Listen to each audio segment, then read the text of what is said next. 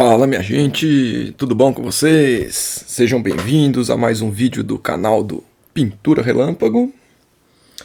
Agora, começando aqui com um quadro novo que se chama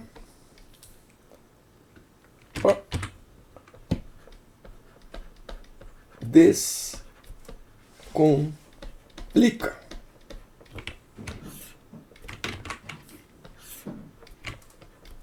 Episódio 1.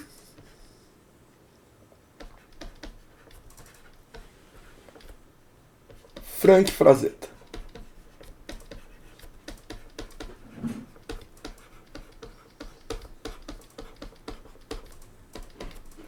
Grande Frank Frazetta. A ideia do Descomplica é literalmente o que o nome diz. É transformar a compreensão e a percepção de uma pintura em algo menos complicado. É uma análise, é um vídeo de análise e eu pretendo fazer outros vídeos de análise porque é algo que eu fiz a vida toda, aprendi a fazer melhor com o tempo e me ajuda infinito no meu trabalho. Porque não é uma análise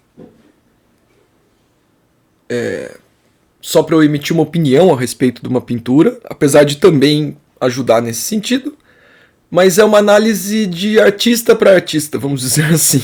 Eu estou analisando para entender os aspectos do trabalho do Frazetta ou de qualquer artista que eu estou analisando, para que eu possa trazer para o meu trabalho algumas das qualidades que eu percebo existir no trabalho dos outros, certo? Isso não é copiar nem plagiar, é entender a forma de pensar, entender a forma que o artista trabalha, entender de onde vem essa qualidade que a gente nota que tem no trabalho de determinados artistas e como é que eu posso acessar esse tipo de qualidade com o meu trabalho também. É super justo fazer isso. Escritores analisam livros de outros escritores, chefes de cozinha analisam o prato de outros chefes de cozinha, e pintor analisa pintura e por aí vai. É o jeito de aprender, acredito que o melhor e talvez o único. Por mais que a gente tenha outros métodos, no fim das contas se resume a quê? O aprendizado.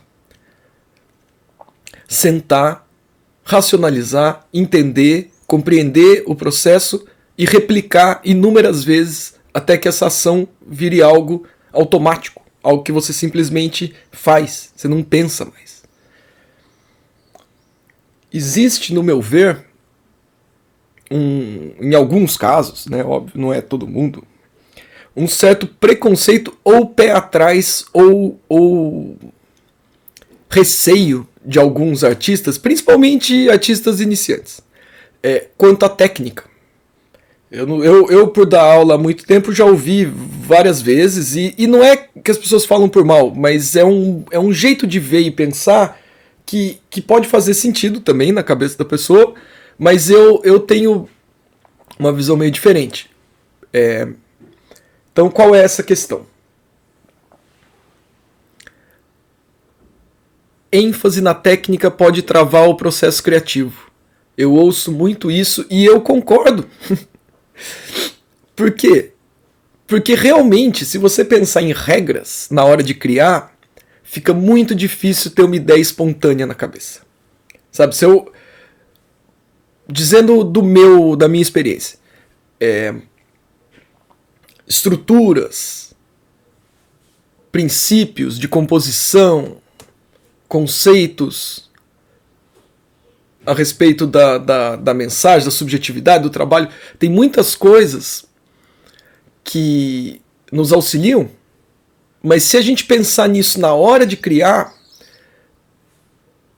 esse pensamento inibe a criação da ideia, da forma, e acaba travando a gente. Você começa a colocar empecilhos entre você e a ideia. Então, qual é a minha sugestão, antes da gente começar a fazer a análise aqui do Frazetta? Tudo que eu analisar do trabalho dele aqui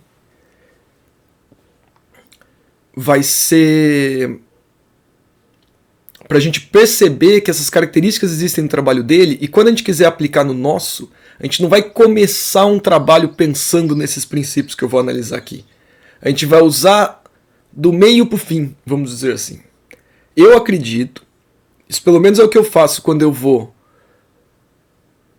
escrever um roteiro, quando eu vou desenhar uma página de quadrinho ou uma ilustração, quando eu vou pintar, escolher uma paleta de cor.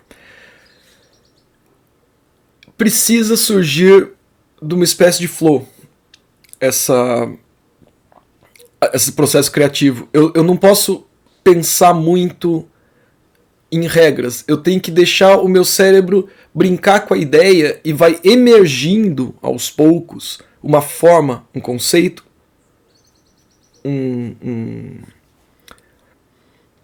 uma expressão, uma sensação de luz e sombra. O cérebro, a minha sensação é que ele começa a construir a imagem, só que é de forma muito intuitiva e espontânea. E chega um momento que a imagem que ele construiu, a ideia já está lá, eu consigo sentir, eu consigo quase visualizar, mas está tosco. É daí o caso que se vocês já tentaram escrever uma história, talvez já tenham notado isso, pelo menos acontece sempre comigo, tá? Eu tenho uma ideia na minha cabeça e eu fico, uau! Dentro da minha cabeça essa ideia parece genial, parece que, mano, se eu abrir a boca e começar a falar dessa ideia pro mundo, vai vir um produtor da Netflix e vai falar assim, nossa senhora, essa ideia é de gênio, por favor, toma aqui esse $1 milhão aqui e me dá essa ideia para eu transformar numa série que vai fazer sucesso, tenho certeza absoluta. Por quê? Porque quando tá dentro da minha cabeça parece incrível, porque ela só tá lá dentro da minha cabeça. Quando eu abro a boca e tento falar dessa ideia, é impressionante como a genialidade dessa ideia, que eu achava que estava lá, na verdade, vai morrendo, e quando eu acabo a primeira frase para tentar falar dessa ideia, eu mesmo já tô olhando para mim mesmo e para essa ideia que eu achava genial e falando, puta, essa ideia é bem fraca, é bem clichê, é bem bosta. Então, por quê? Porque eu me apaixonei pelo impulso criativo e pelas possibilidades que a ideia podia trazer, mas eu não trabalhei a ideia. A técnica é trabalhar a ideia. Então pode ser uma ideia visual, de uma ilustra, pode ser uma ideia, né, um conceito de uma história, ou uma ideia de uma história, mas para mim o processo se divide em dois.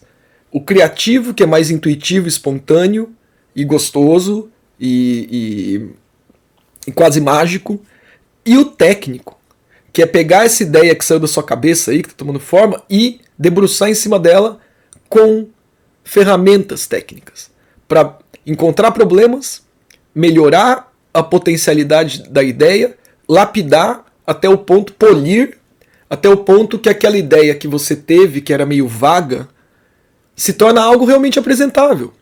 E isso, pelo menos nas áreas que eu me dedico a estudar e trabalhar, que são a parte da escrita, do desenho, da pintura, funciona igualzinho para os três. Eu sou louco para aprender música, por exemplo. Eu fico ouvindo vídeo de teoria musical, eu queria aprender a tocar melhor algum instrumento. Sou meio burro, demoro muito, então às vezes é complicado não ter tempo e não conseguir. Mas eu tenho certeza que eu vou encontrar os mesmos princípios da música. Se eu quiser compor uma melodia, provavelmente vai vir algo meio espontâneo, e daí depois essa coisa eu vou encontrar princípios para trabalhar, desenvolver. De novo, tô falando uma coisa fora da minha área, sempre um risco de falar besteira, mas eu quase tenho certeza, pela minha experiência de vida, que eu vou encontrar as mesmas questões. Então impulso criativo é espontâneo, técnica é mais frio e calculista e racional. A combinação dos dois é o que, no meu ver, faz com que o trabalho potencialize o trabalho, a qualidade do trabalho, os pontos fortes do trabalho, suprima os pontos fracos do trabalho, porque a gente não vê. Existe um grande problema entre artistas de todas as naturezas, que só é um problema, na verdade, quando você não sabe que existe. Quando você sabe que existe e fica atento, deixa de ser um problema. Que é a nossa tendência de se apaixonar pelas nossas próprias ideias. É quase ridículo falar isso, mas é muito real e eu percebo isso comigo. Por isso que é tão difícil muitas vezes receber uma crítica a respeito de um desenho, de uma ideia que você fez. Você fala lá, nossa, pensei em fazer isso. Daí a pessoa olha e fala, puta, mano, sei lá, isso e aquilo, parece com tal filme. Sabe? E não é gostoso de ouvir. Na hora dá vontade de fechar a cara e falar, você não entendeu, você é burro, você não entende minha genialidade. Não, na verdade, se a gente fizer isso, a gente que vai estar sendo burro. Porque é importante ouvir as críticas e os comentários.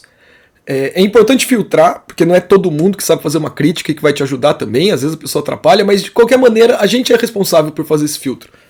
Porque as pessoas estão aí vivendo a vida delas, falando o que dá na cabeça delas. E se a gente for afetado por tudo que ouve e vê, de forma negativa principalmente, a gente não sai do lugar. Então, a minha intenção com esse vídeo, ou com esse quadro, vamos dizer assim, eu pretendo fazer mais. Inclusive, conto com vocês aí, com feedbacks, ideias, sugestões, porque basicamente a ideia de fazer esse quadro para o canal surgiu do contato com os meus queridos alunos e ex-alunos. Inclusive, um abraço bem forte para todos vocês. Espero que vocês estejam bem. E também se estende para os meus não alunos que assistem o canal e que eu gosto também. Eu só não sei quem são vocês, nem o nome de vocês, nem quantos são, mas o canal é aberto para todo mundo. Quem tiver a vontade de assistir já está aí, faz parte da família Pintura Relâmpago. Sejam bem-vindos.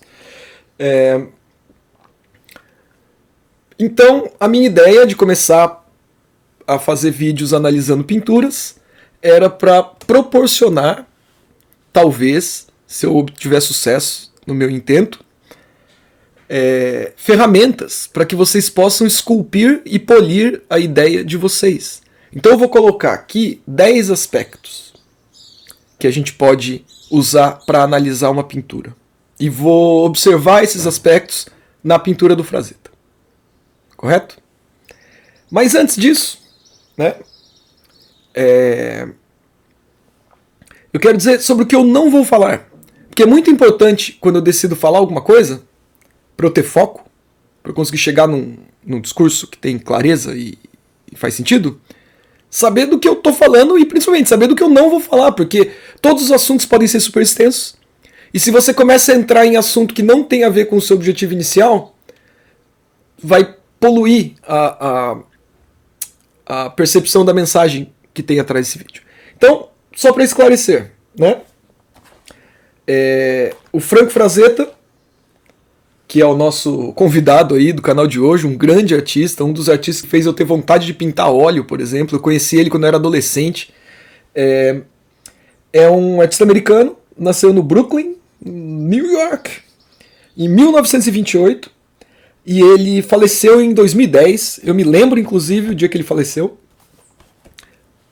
Todos os artistas que eu conheço ficaram chateados, porque ele sempre foi uma fonte de inspiração para todo mundo que eu conheço que desenha, pinta, faz quadrinho, assim. É praticamente impossível a pessoa não conhecer, ou era, pelo menos, em 2010, com os amigos que eu tinha, impossível alguém não ter ouvido falar do Franco Frazetta.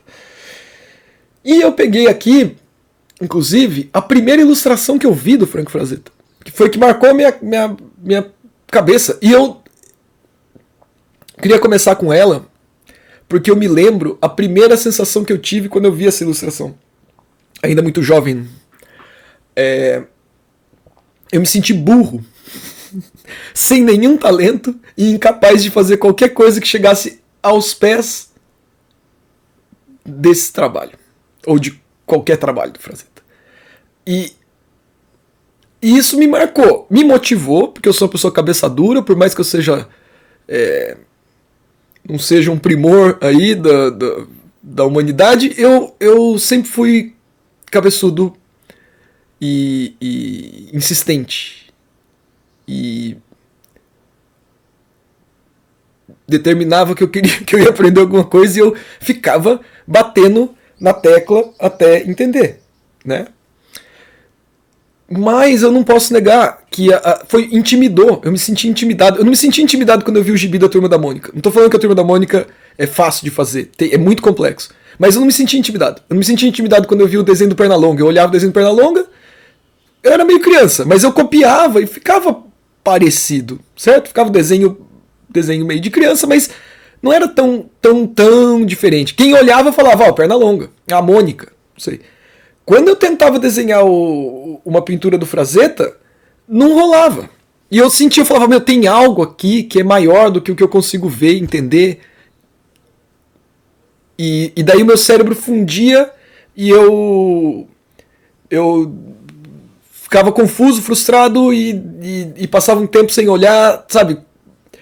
Não é um sentimento bom. E se vocês têm esse sentimento, eu quero ajudá-los a se livrar dele, ou pelo menos a lidar melhor com ele. Então, primeiro, vamos lá. O que a gente não vai falar nesse vídeo? A gente não vai falar, por exemplo, da tradição da pintura de fantasia. Porque o Frazetta é um artista de ilustração fantástica, um dos grandes...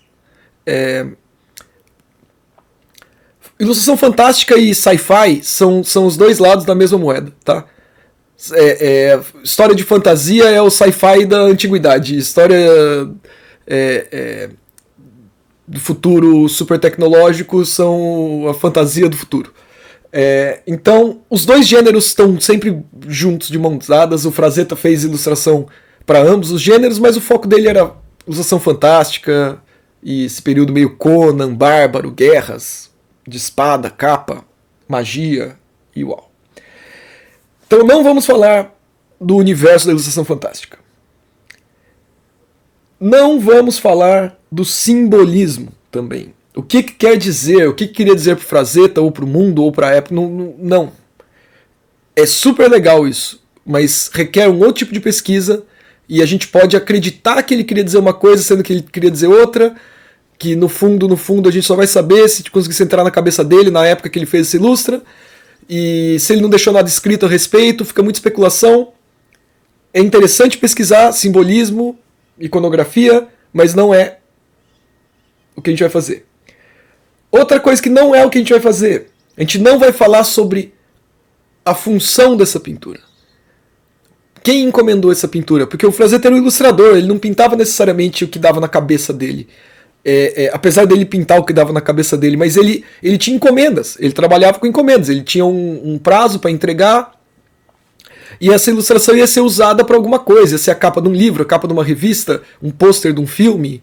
Então, a commission, quem contratou, para que foi usada essa pintura, não é o que a gente vai falar também. É muito interessante saber dessas coisas, mas não é. E por último, a gente também não vai falar do contexto econômico, social e político da época. Porque isso é muito importante saber exatamente, se você quer falar disso, exatamente o que estava acontecendo, envolve um monte de pesquisa, é super interessante fazer essas pesquisas, mas não é o foco, porque não é isso que vai ajudar a gente como artista a melhorar o nosso trabalho. Isso vai ajudar a gente como ser humano a entender como é que funciona o mundo, como é que era a vida do Frazetta, e é muito interessante, eu adoro saber dessas coisas, tá? O que eu tô falando é que eu não vou falar desses tópicos para eu poder focar nos aspectos técnicos. E é bom a gente separar essas coisas. Por exemplo, o nosso contexto social, político e econômico, a gente tá vivendo agora, a gente sabe qual é. Inclusive, né? Pandemia, crise e polarização política. Esse é o nosso contexto. Então, de novo, vamos ver como que esse contexto vai influenciar os artistas. E as histórias e pinturas que vão surgir a partir desse contexto que a gente está vivendo nesse momento. É assim que uma coisa influencia a outra. Tem alguns trabalhos de pintura que não podem ser desconectados do contexto histórico, econômico, social. Porque eles são muito atrelados a ele. Não é o caso.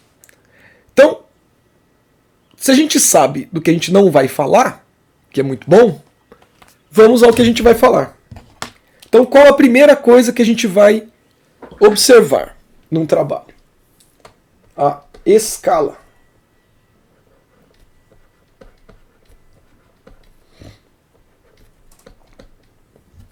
O que é a escala? É o tamanho das coisas.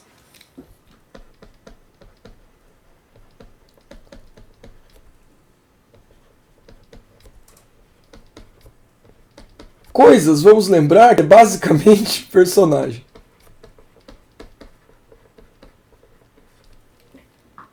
A não ser que seja uma pintura de paisagem, que você não vai ter um personagem, vai ter um prédio, uma árvore, alguma coisa, mas no geral, pelo menos no caso, e na maior parte das pinturas que eu for analisar, um personagem vai ter alguma espécie de protagonismo. Então a escala, a primeira coisa que a gente olha é qual o tamanho do personagem no quadro. Se existe um personagem. Quando a gente determina o tamanho do personagem no quadro,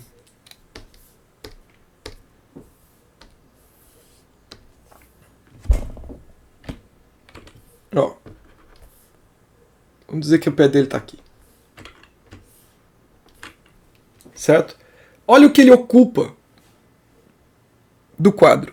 Quando a gente nota o tamanho do personagem, o que a gente percebe imediatamente? A câmera. Aonde está a câmera?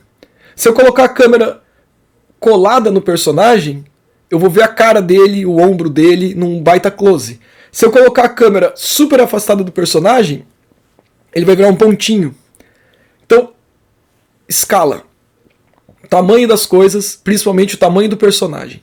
Aqui, no caso, o personagem ocupa, a altura dele, né, ele está na parte de cima da composição, e a altura dele cabe exatamente na câmera, ainda deixando espaço para mais 4 ursos polares, que se a gente estender o tamanho para cá, ó, certo? Esse seria o tamanho do personagem, do trenó, dos ursos e tudo mais.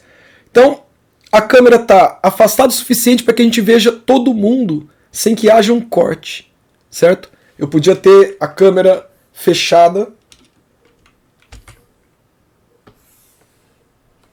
aqui. Daí eu ia ter, se isso fosse minha composição, ia ter um super close não, mas ia estar com a câmera bem mais afastada, a escala ia ter extrapolado e o personagem não ia caber na página, certo? Isso também é válido, tudo é válido. O que é importante, a gente não está julgando aqui. O que a gente está fazendo é observando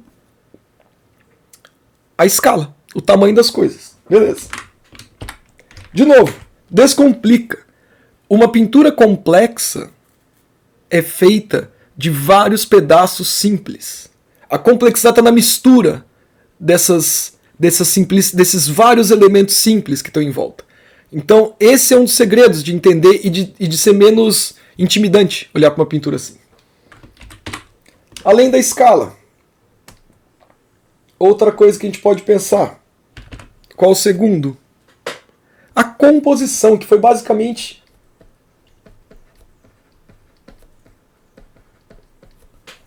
as dúvidas a respeito de composição dos meus queridos alunos foi o que fez eu vislumbrar a possibilidade de fazer vídeos nesse sentido aí. Daí surgiu essa ideia do Descomplica, de pensar que no final das contas o que eu precisava fazer para os alunos é descomplicar o processo, mostrar como é feito de etapas simples, só que daí quando você põe todas as etapas simples juntas fica complexo.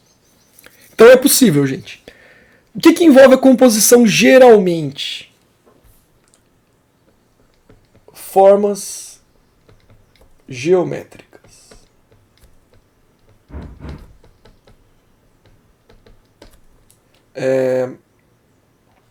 Basicamente, algo que varie dessas 3 formas. Um triângulo, um quadrado, um retângulo. Quer dizer, um círculo. Muitas composições estão entre um desses, né? Pensando que o quadrado pode ser também um retângulo, você coloca um outro quadrado em cima. E retângulos são as formas mais presentes na nossa vida quando a gente está desenhando, pintando. Ou agora, contem quantos retângulos vocês estão vendo aí a partir da tela. Você está vendo no celular, ou no monitor do computador, ou até na TV, já é um retângulo. Daí você tem outro retângulo, outro retângulo, outro retângulo, outro retângulo, tem um monte de retângulo aqui. Então, formas geométricas. Qual a forma geométrica? Não é obrigatório, mas muitas vezes... Primeira coisa que eu faço quando eu vou analisar uma composição, tem uma forma geométrica no todo dos personagens, visível? Tem. Ó.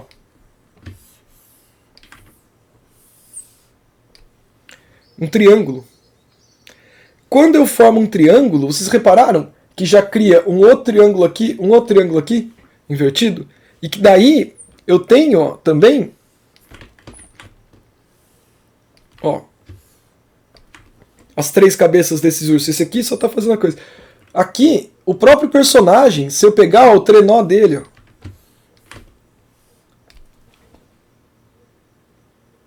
ó. Então, quando você pega formas geométricas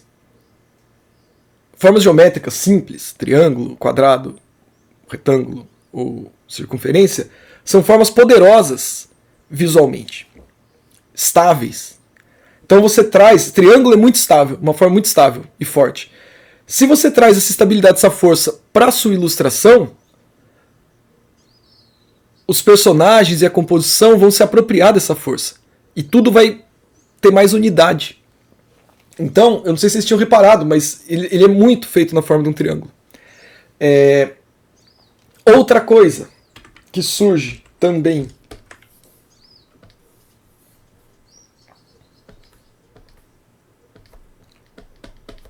eixos horizontais, verticais, diagonais. Ordens de leitura surgem o tempo todo. Qual que é o eixo principal que eu vejo aqui? Essa força. Opa. Aí.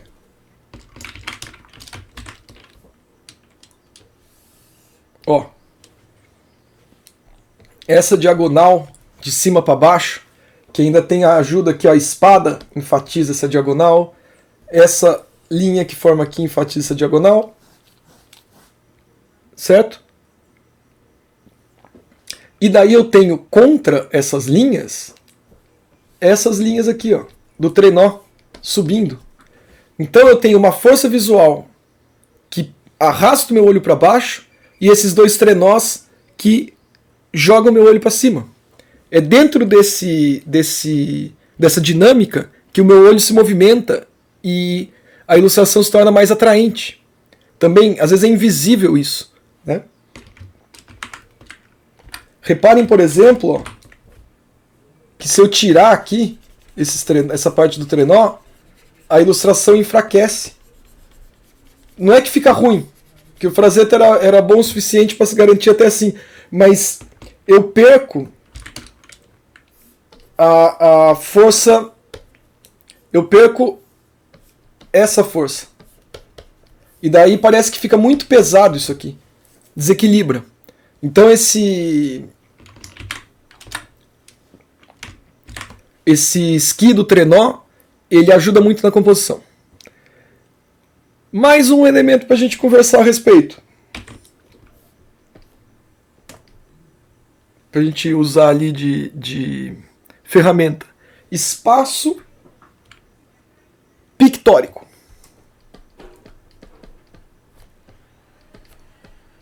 Pictórico. O que é o espaço pictórico? Eu tenho o plano pictórico, certo? O plano pictórico é o retângulo que eu vou trabalhar quase 99% das vezes, que ele vai estar na vertical e na horizontal. Então, o plano pictórico é um plano. Ele tem altura e ele tem largura. Né? Bidimensional. Não existe... só existem duas dimensões. A altura e a largura. O que é, então, o espaço pictórico? É criar a ilusão da sensação de espaço. É a sensação de que existe o quê ali? Ó, o eixo Z, que é o eixo que anda para dentro do plano pictórico e cria uma ilusão de que existe espaço ali, de que a pessoa pode se movimentar numa terceira dimensão ilusória. Fim das contas, nós artistas somos ilusionistas ou enganadores. Eu não diria que a gente é enganador, porque a gente é um enganador honesto, né? A gente a gente, o nosso jogo permite que a gente engane de forma honesta a percepção dos outros, porque é isso que eles querem quando eles olham para a pintura. Então, mas a gente tem que lembrar sempre, a gente está criando uma ilusão. Não existe, só existe altura e largura. A profundidade é criada. Então, quais são as duas maneiras de obter sensação de espaço?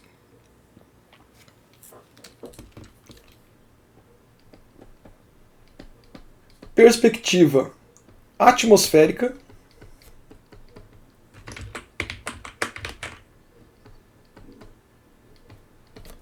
e perspectiva linear. Então, a perspectiva atmosférica, ela consiste em representar basicamente o ar, certo? Ar, a nossa atmosfera, vocês já repararam, ouviram falar, o planeta Terra tem atmosfera. Diferente de Marte, que tem lá uma nada, parece, de atmosfera, e outros lugares, aqui tem uma atmosfera de ar. Não somente ar, mas ar está bem predominante. E a gente vive de respirar esse ar, por isso que a gente está vivo, inclusive as plantas, os animais e tudo mais. Não que as plantas respirem. Bom, vocês sabem a parte de biologia. Vale lembrar também que a Terra é redonda, pelo amor de Deus. Absurdo ter que lembrar disso hoje em dia, né? Mas é a nossa situação sociopolítica econômica do momento, negacionismo, mas a nossa atmosfera composta de oxigênio, ela tem uma cor, na verdade. Por mais que a gente não veja quando a gente está olhando no dia a dia, a não ser que você esteja em São Paulo no meio da poluição lá, que daí você vê o ar na sua frente, você não deveria ver o ar, mas você nota que ele existe na distância. Já repararam que montanhas lá no fundo ficam azuladas e vão clareando? Toda vez que eu estou num lugar que tem um campo vasto de visão, eu noto que as coisas que estão lá no fundo estão ficando mais claras e mais azuladas. E o azulado é o efeito, esses dois efeitos, na verdade, são a consequência da quantidade de ar que tem entre a gente e os objetos. Então o ar, quando muito acumulado entre a gente e o objeto que a gente está observando, ele cria uma sensação que a gente chama de perspectiva atmosférica. Isso influencia tudo.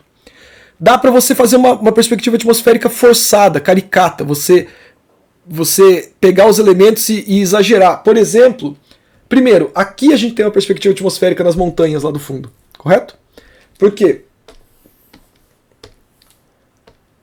Essa montanha, na teoria, seria algo assim, teria uma cordilheira aqui, ó. Por que eu não estou vendo nada disso? Porque existe uma camada de ar, uma névoa. E daí, o Frazetta, na sua genialidade, ele insinua apenas o que está ali. E fica incrível. Se vocês estavam vendo uma montanha enorme, uma cordilheira de montanhas, tipo Himalaia, atrás do cara, ponto pro Frazetta. Porque ele desenhou uns 3 forma branca ali encostando na cabeça do cara e vocês viram uma montanha no meio da névoa. Essa névoa faz parte da perspectiva atmosférica. O Frazetta era um dos mestres em insinuar. Ele faz a gente construir na nossa cabeça metade ou mais da ilustração não tá aí. A gente fez na nossa cabeça e nem percebeu. Esse que é o gênio dele, um dos. O cara era muito bom. Existe aqui também, ó, eu posso chamar isso aqui de perspectiva atmosférica. Ó, esse azulado que separa um urso do outro, tá vendo? Esses dois ursos da frente, não parece que eles estão muito mais... Ficou um pontinho vermelho aqui que eu cliquei sem querer. Pronto, desculpa, Frazetta. Não parece... Esse azulzinho nos ursos é perspectiva atmosférica. Esse azulzinho aqui beleza, é um pouco de reflexo da luz que está batendo, mas ele cria a sensação atmosférica. Então é isso que vai fazendo com que a gente... Tá vendo? Ó, isso aqui tem mais contraste do que isso. Então tem perspectiva atmosférica. Ele forçou a barra aqui para parecer que a parte da frente do trenó tá bem na frente em comparação com a beirada dele ali. Então perspectiva atmosférica, nos ajuda a dar a sensação de espaço. E a outra perspectiva é a linear. Perspectiva linear, a gente tem que pensar assim.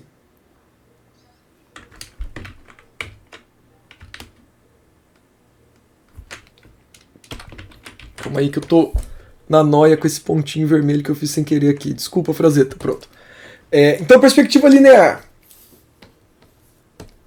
Só para tirar, para deixar claro uma coisa aqui, ó.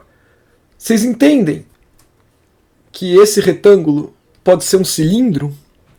Existe um ponto de vista que eu posso ver um cilindro e não enxergar a parte de cima e de baixo, e ele vai ser um retângulo, na verdade, para mim.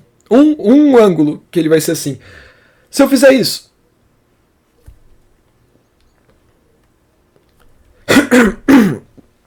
agora eu posso ou ter movido a câmera um pouco para cima e eu vi o topo da lata de óleo ali, ou eu posso ter pego a lata e virado ela um pouco para mim.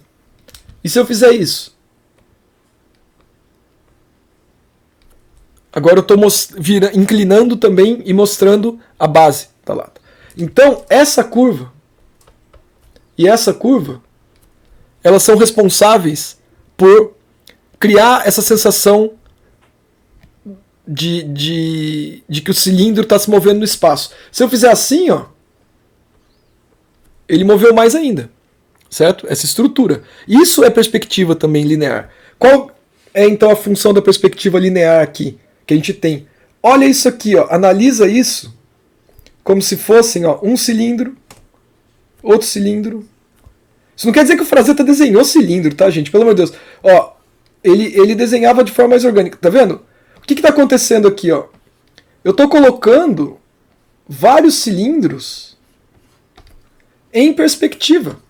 Ó, isso é perspectiva linear.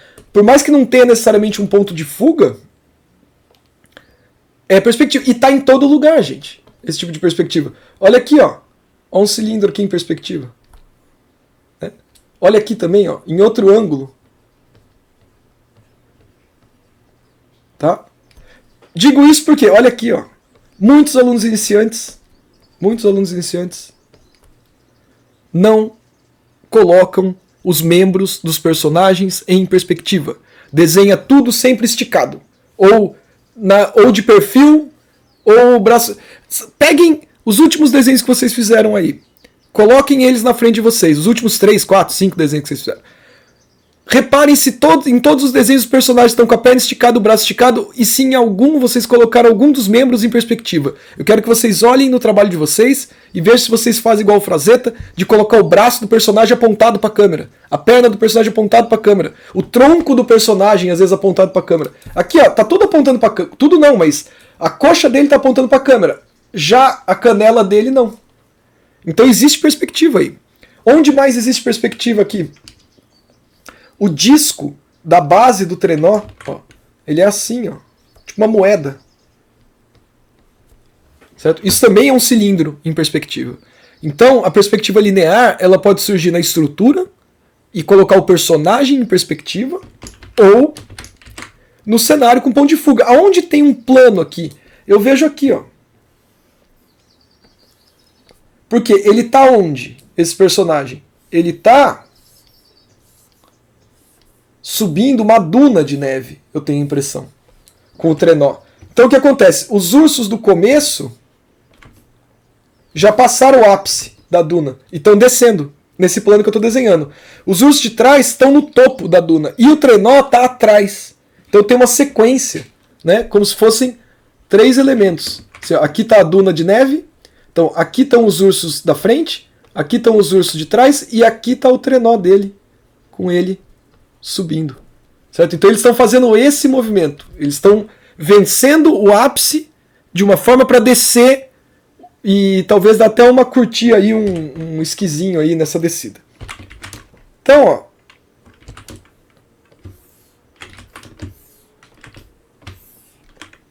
agora, ó,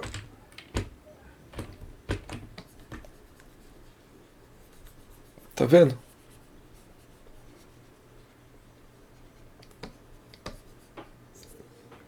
Ó, não parece que é o chão onde eles estão apoiados? Isso é um plano de perspectiva, dá até para ver um ponto de fuga aí nesse chão que eles estão apoiados.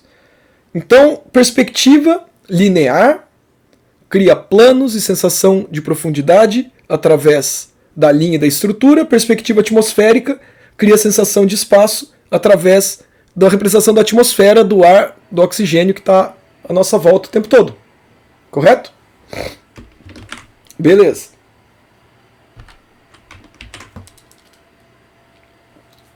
O que mais agora que dá pra gente falar? Vamos falar de outra coisa. Espaço pictórico. E agora vamos falar da forma. O que é a forma?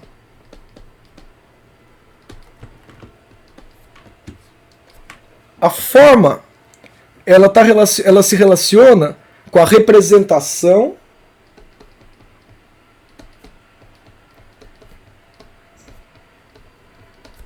dos sólidos no espaço. Os corpos sólidos. Eu não falei agora do espaço pictórico que a gente cria com a perspectiva. A representação dos corpos sólidos que vão rebater a luz, que vão ter massa, ela entra no aspecto da forma. Então o que eu uso para perceber a forma, para analisar a forma do trabalho do Frazetta?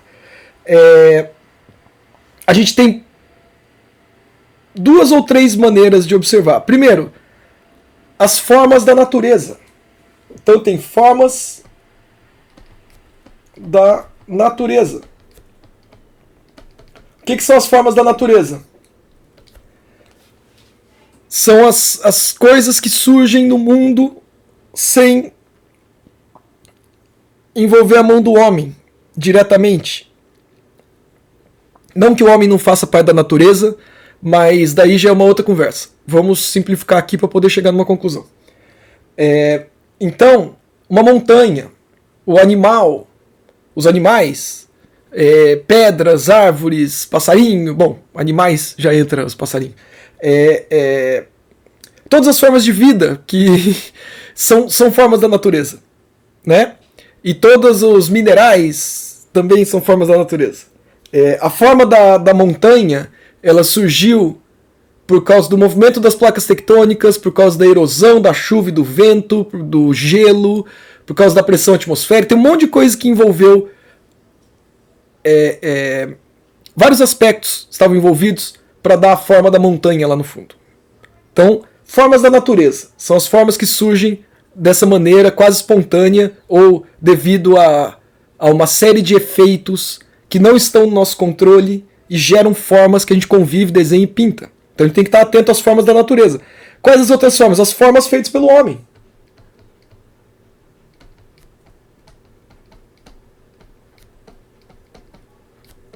Pelo homem. Que são as formas que surgem da mão do homem. Geralmente, ferramentas, veículos, roupa.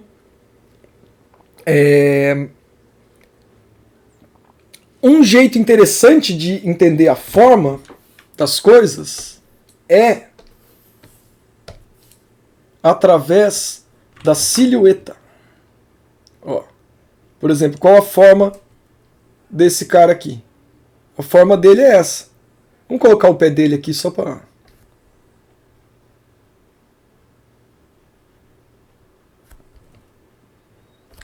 Certo? Então a forma do personagem é essa. A forma dos ursos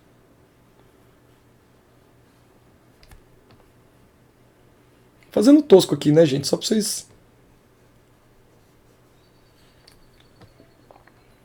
De novo, silhueta. Vou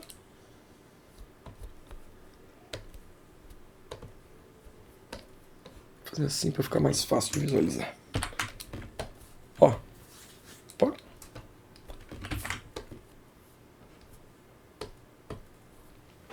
Certo? Então as formas não são super complexas. Elas têm a sua complexidade, mas se você analisar forma por forma, silhueta por silhueta, você compreende legal o que está acontecendo.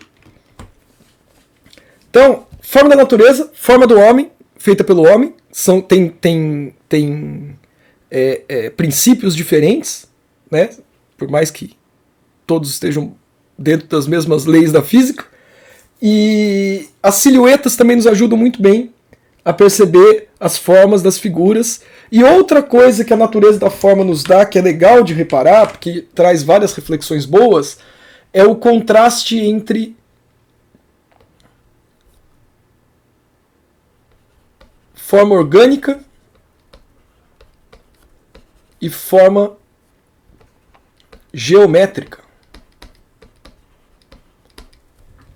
Tá vendo? O trenó tem uma forma muito mais geométrica, a armadura, a espada tem uma forma muito mais geométrica do que o urso, do que a montanha.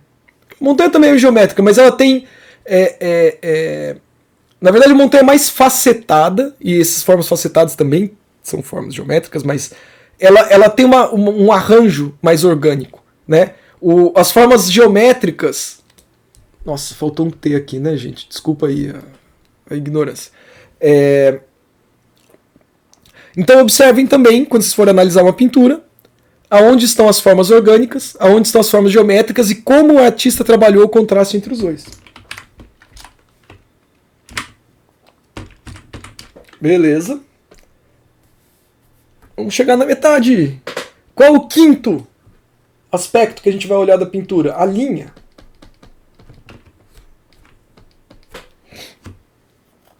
A linha, ela pode surgir como contorno ou fechamento. A linha como contorno, ela não é tão bem-vinda na pintura, porque o contorno faz com que ela volte a ser bidimensional. O contorno, né, se eu fizer um olho assim, ó, ele é contornado, ele é bidimensional, ele não dá sensação de espaço. Então, para a pintura, é melhor que a gente trabalhe a linha como forma aberta. Forma aberta é o quê? A linha vira um acento, vira uma espécie de sombrinha, vira uma quina. Ela vira o limite da silhueta, mas ela não é uma linha mesmo desenhada. Então a gente encontra linhas aqui, encontra diversas, ó. Olha aqui, ó. Tipo, aqui tem uma linha. Aqui tem uma linha. Quase contornada, né? Aqui eu sinto a presença de uma linha, por mais que ela não esteja desenhada como linha. Ó, aqui tem uma linhazinha como acento. Aqui tem linha, ó. E daí some. Mas tá vendo? O que o Frazetta faz? Forma aberta. Não tem uma linha desenhando o urso. Tem linhas em pequenos acentos. Ó. Opa! Aqui, por exemplo, ó, uma linha escura para fazer a quina de sombra. Aqui, ó, uma linha clara para fazer a quina da luz. Certo? A linha também está lá. E a linha geralmente se encontra num hard edge. Daí a gente tem que discutir o conceito de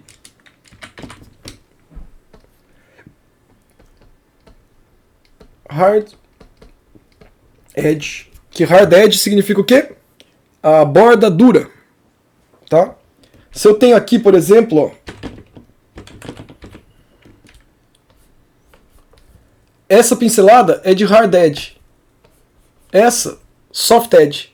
Certo? Então, a pintura é sempre uma mistura entre hard edge e soft edge. Bordas de manchas duras e recortadas, bordas de manchas suaves com passagem gradativa e, às vezes, ou muitas vezes, uma mancha que tem os dois. Que tem a hard edge de um lado e soft edge do outro. Para fazer uma transição. Então, quando a gente tem linhas ou formas mais duras, muitas vezes a gente está diante de um hard edge. Ó. Isso aqui é um hard edge. Opa, agora eu fiquei com o pincel fofinho. Isso é um hard edge. Aqui é um hard edge. Tá? Então as linhas também surgem nas quinas ali dos hard edges.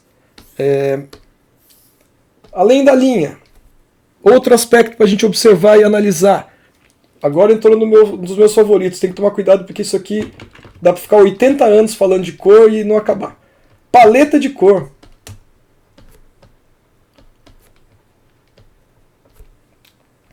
Paleta de cor a gente chama por causa daquela paletinha de pintor, né?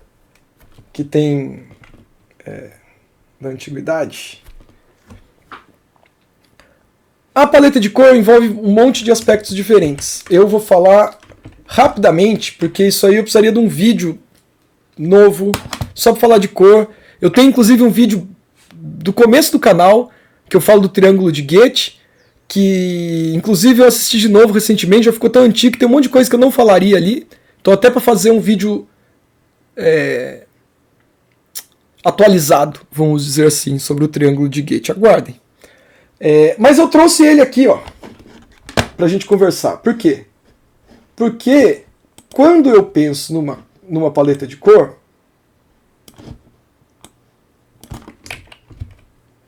eu penso primeiro, o trabalho que eu tô olhando, que eu tô analisando, ele tem cor? Não, às vezes não tem. Às vezes é preto e branco. Porque preto e branco eu não vou chamar de cor, tá? Eu vou chamar de valor tonal e eu tenho meus motivos para isso. Porque daí fica mais fácil de entender o que é cor, matiz e o que é tom. Então, cor para mim são os matizes, o princípio das cores. Dá para ir tão profundamente nisso, eu vou tentar mesmo ficar de forma um pouco superficial para o vídeo não ficar super longo. Primeiro eu penso, tem cor? Tem.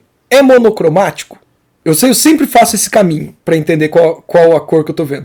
O que seria monocromático? Composição de cor mais simples. Um matiz apenas com preto e branco. Parece, né? Eu diria que muitos de vocês, talvez, numa olhada rápida, ia dizer, é monocromático, o que tem que falar de cor aí? É tudo azul? Porém, não é. Então, é monocromático? Só tem uma cor e preto e branco? Não. Eu estou vendo verde e eu estou vendo laranja ali. Daí, qual é o segundo passo? É de cores análogas. O que são cores análogas? É quando você pega duas cores primárias e pega todas as misturas entre elas. Então, cores análogas são famílias de cores. Tem 3 famílias de cores análogas que abordam todas as cores que existem no mundo. Praticamente, se você colocar preto e branco nelas. São do magenta para o amarelo, ó, passando pelos vermelhos e laranjas e tudo mais. Do amarelo para o cian, passando pelos verdes, turquesas e todas as possibilidades de mistura entre os dois. E do cian para o magenta, passando pelos violetas. Agora, eu diria para vocês aqui, para mim, essa área da composição é um azul mais puxado para o violeta, inclusive nas sombras, do que essa área da composição, que é um azul mais puxado para o cian, do que essa área da composição, que é um azul mais puxado pro indo um pouco para o magenta, com mais presença de magenta. Então eu consigo achar alguns azuis aí de cian para o violeta. Isso quer dizer que está próximo de uma chave de análogas do cian para o magenta. E é uma composição de análogo do cian para o magenta? Não. Por quê? Porque tem verde, porque tem laranja. Se tem verde e tem laranja, então ele não está só na família de análogo, ele está extrapolando. Daí eu tenho meu terceiro sistema de cor e o último para analisar uma paleta de cores, que é o triângulo de Goethe. Isso não quer dizer que toda pintura vai estar dentro do triângulo de Goethe, mas tem gente que pinta do jeito que dá na cabeça e o que sair, saiu, e muitas vezes não vai ter harmonia ou vai ter uns contrastes bizarros, daí não dá para analisar muito. Você pode olhar e falar, beleza, a pessoa fez o que quis lá e deu no que deu. Não é crime você fazer uma paleta de cor confusa, mas não é o que eu quero. Eu gosto de ter consciência das minhas escolhas. Eu gosto de trabalhar a técnica. Então, o triângulo de Goethe, que eu não vou ficar explicando agora aqui, porque senão eu ia ficar 80 anos falando disso, e eu amo ficar falando essas coisas, então é uma tentação muito grande. Eu vou me resumir aqui. De uma forma um pouco avançada, existem 6 paletas que você pode extrair do triângulo de Goethe. Eu não vou explicar como, eu só vou explicar o que elas são. São 6 variações que você extrai desse triângulo que valorizam sempre uma cor isolada em oposição a um grupo de cores. Certo? Cada uma dessas paletas trabalha dessa forma. Uma cor em oposição a um grupo. Eu costumo procurar a paleta de cor pela cor que aparece menos. Quais são as 2 cores que aparecem menos aqui? O verde aparece super pouco, o laranja aparece menos ainda. Então, se eles aparecem pouco, eles têm que ser uma dessas isoladas. Se eu pegar aqui o verde aparece pouco aqui, ó. Quem está fazendo oposição ao verde? O magenta, em predomínio, porque é um contraste complementar na sua essência, violeta e laranja. O que eu tenho de atmosfera da pintura é magenta, laranja e violeta? Não, eu tenho um pinguinho de laranja ali, eu não vejo a presença do magenta aqui, e eu tenho um monte de azul. Então não é essa do verde. Qual que é a outra isolada? O laranja. Olha essa aqui, ó, onde o laranja está isolado. Agora, se o laranja está isolado, quem que está fazendo oposição ao laranja? Violeta, verdes, mas na sua essência, ó, no meio da composição, é laranja contra cian, que são cores complementares. Eu vejo aqui predomínio de cian? Vejo. Eu vejo violeta? Vejo, já falei para vocês, está sutil, mas está aqui. Tem verde? Tem marrons? Tem, porque isso aqui é cheio de marronzinho também. E tem um ponto de laranja para contrastar. Então eu diria com uma certa tranquilidade que a paleta de cor desse trabalho é essa. Isso não quer dizer que o Frazetta pegou o triângulo de Goethe, foi lá e usou o triângulo de Goethe, tá, gente? Tem 1 trilhão de formas. Tem para você chegar em cores, muitas eu acho confusas. Eu me dou bem com o triângulo de Goethe, mas eu não vou julgar quem usa outras formas. Todo mundo pode encontrar a sua forma de harmonizar as cores do seu jeito. Eu achei esse meu aqui. E o Frazetta achou dele, mas quando a gente bate a harmonia das cores, elas são compatíveis. Então faz sentido. Agora, como é que eu visualizo melhor o triângulo? Só para eu poder adiantar aqui a conversa. Eu já deixei separado para vocês porque eu sou gente boa. Ó. Porque é assim que eu trabalho a paleta. Tem um pessoal, inclusive, perguntando como é que eu monto as paletas. É basicamente assim. Eu escolho o triângulo e depois eu desmembro os matizes puros em valor tonal. Então eu pego aqui ó, o laranja com as possibilidades indo um pouco para amarelo, um pouco para magenta, para chave alta, para chave baixa. O marrom, chave alta, chave baixa, que está no meio. E daí essa família de cores, ela vira isso aqui, ó. Porque quando eu coloco branco e preto nas cores, eu crio cinzas cromáticos, eu crio chaves altas, eu crio tons pastéis. Então o triângulo de Goethe não são as cores. A paleta são os matizes, desculpa, o triângulo de Goethe. As cores surgem da junção do matiz com o valor tonal com a saturação. E daí, essa é a minha paleta de cores. Esse aqui é a minha paleta de matizes, vamos dizer assim. Certo? E daí, se vocês olharem aqui, vocês não conseguem ver todos esses tons. Olha, é chave alta, então ó, eu consigo ver os tons da neve aqui, eu consigo ver os esverdeadinhos dele aqui, e eu consigo ver o laranja aqui, ó, o laranja meio avermelhado aqui. Legal? Um dos meus assuntos favoritos, gente. Tenho que parar agora, porque senão eu não paro nunca mais. Já falei o básico, eu acho que ajuda. Certo? Então, não obrigado. Não obrigado. Paleta de cor. Outro aspecto. Luz. Luz, vamos ver de forma simples. Como é que a gente pode simplificar a percepção da luz? Direção da luz, dramaticidade.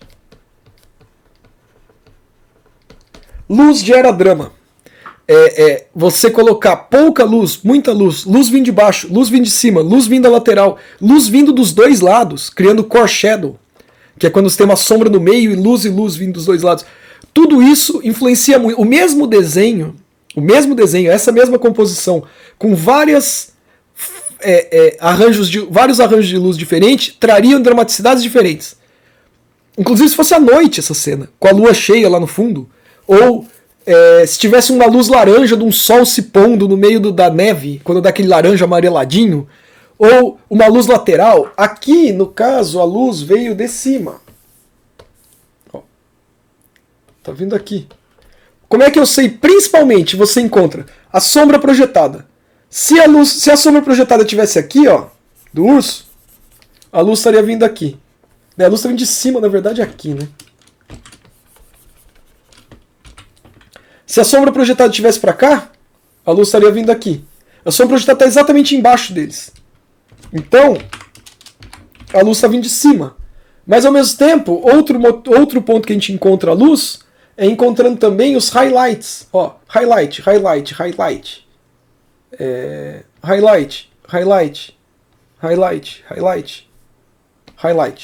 Tem mais aí, se procurar aqui, quase um highlight, mas não é. Eles estão todos batendo de cima para baixo no cara. Então, o direcionamento da luz e daí perceber a dramaticidade que foi criada pela direção da luz.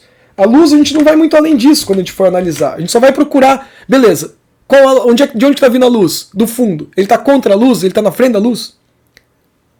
Essa é a análise que a gente vai fazer. A gente não vai adiante por quê? Porque daí a gente vai para o próximo, que é super relacionado com a luz.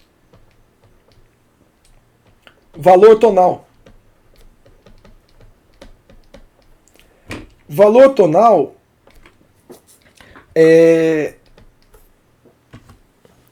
tá ligado à escala de valor tonal. De valor tonal.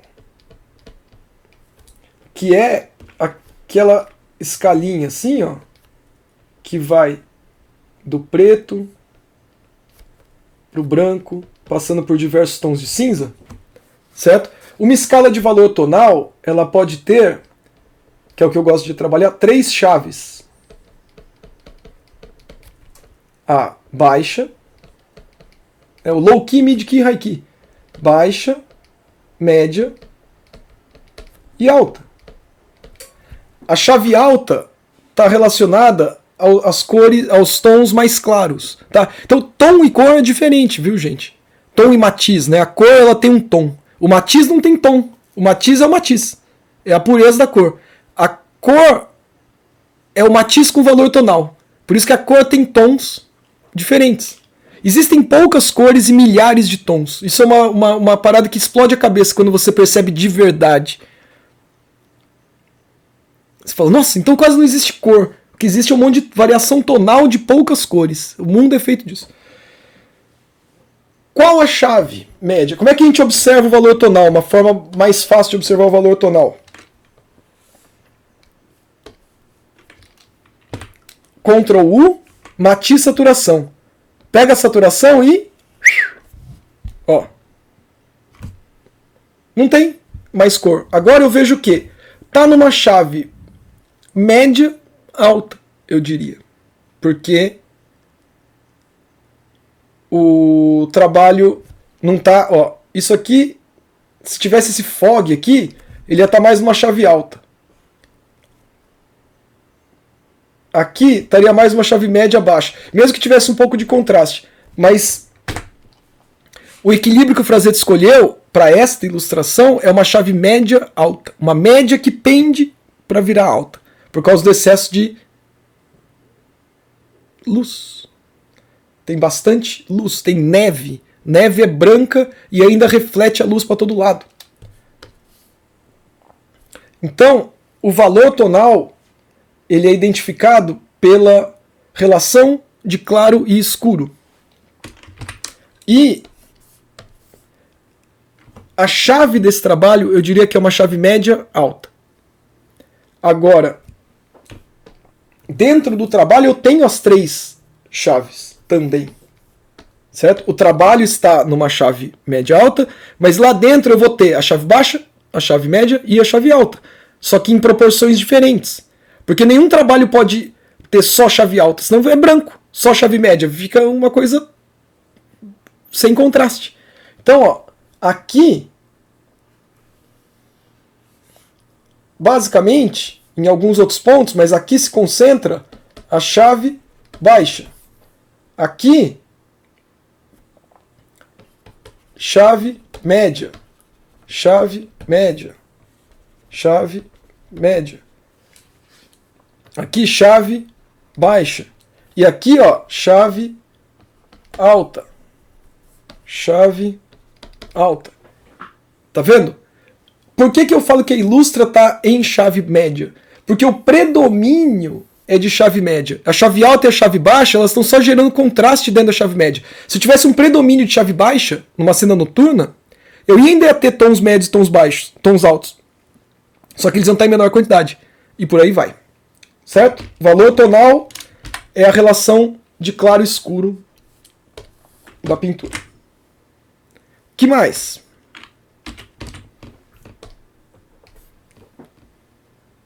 Texturas.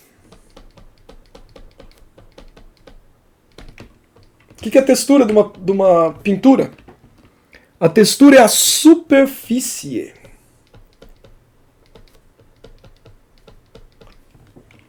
Superfície é a diferença que você dá no tratamento da superfície das coisas para que eles pareçam materiais diferentes. Então, enquanto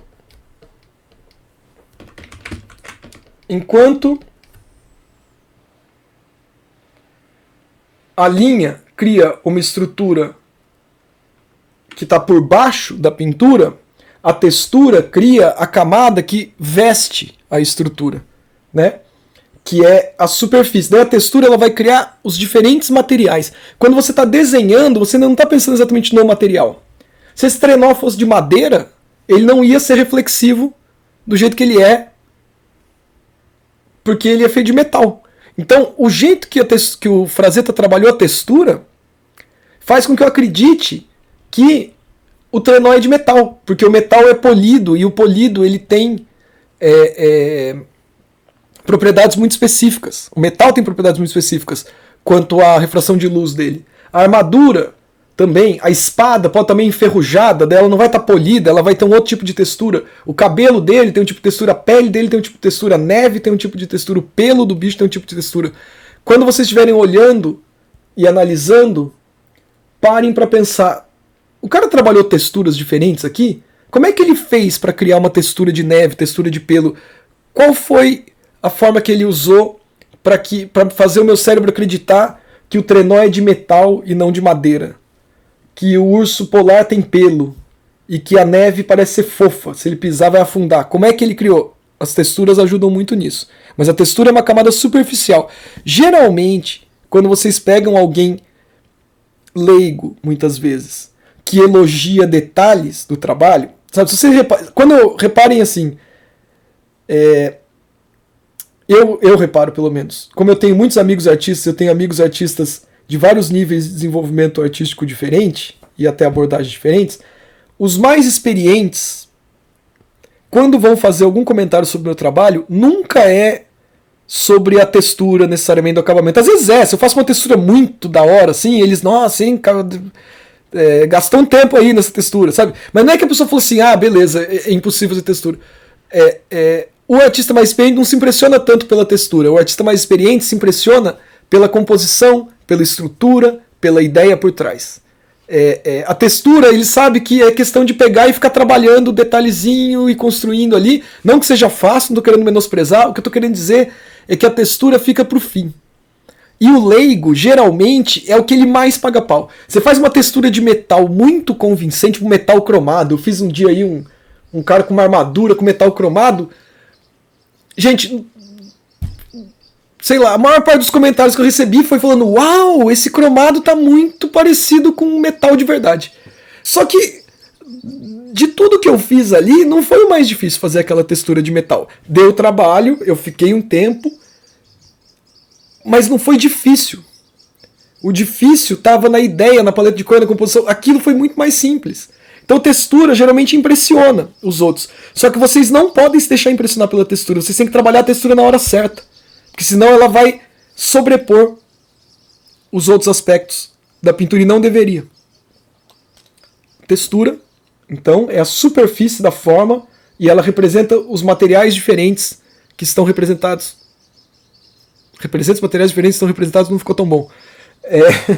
Ela representa, realmente, ela faz a gente acreditar que os corpos sólidos representados no espaço ali são feitos de materiais diferentes, vamos dizer assim.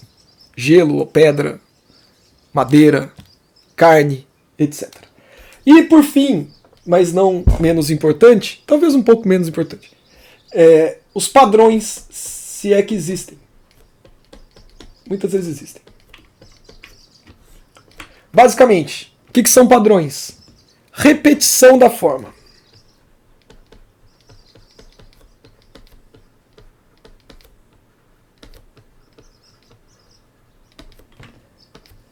Então, os padrões geralmente surgem aonde? Em ornamentos, né? Inclusive, ó, quais padrões que a gente vê aqui? Ó, esse padrão de ornamento, ó, olha como a forma tem que se repetir. Ó, bolinhas viram padrões. Uma bola com tipo um sol aqui, né? Uma bola com um sol aqui. Então, são padrões. Toda vez que você tem uma repetição, olha isso aqui, ó, parece a estrutura da costela de alguém, tá vendo? O caixa torácica. Aqui, ó, as escamas da armadura. Também esses discos aqui. Tudo isso, ó, os ornamentos do bracelete dele. Todas as repetições de forma geram padrões, e os padrões criam essa sensação de que